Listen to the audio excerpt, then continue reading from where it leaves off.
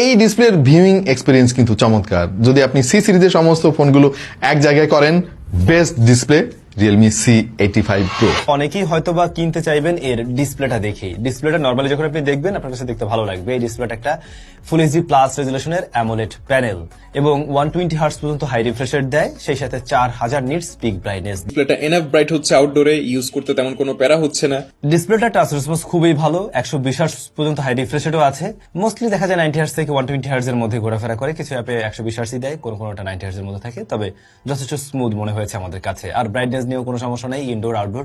আমাদের হাতে যে কালারটা, এটা হচ্ছে প্যারট পার্পল। এটার পিছনে পাখির পালকের সুন্দর একটা ডিজাইন আছে। রিয়েলমি বলছে এই ফোনটা হেভি ওয়াটার জেট, ডাস্ট, এমনকি মাইনর শক থেকেও কিন্তু নিজেকে রক্ষা করতে পারবে। আমাদের কাছে না এটার পারফরমেন্স বেশ স্টেবল লেগেছে। স্ন্যাপড্রাগন 685 ডেইলি ইউসেজে একদম স্মুথ চলে, এটা সবাই জানে। অ্যাপ ওপেনিং ক্লোজিং বেশ স্মুথ ছিল।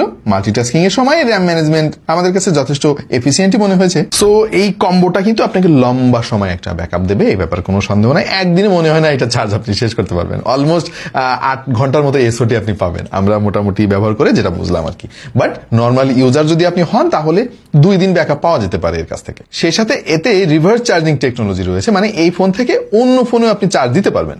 অফিসিয়াল মার্কেট যদি হিসাব করি তাহলে ভাই এই ফোনটা একটা ব্যালেন্স ডিল অফার করতেছে।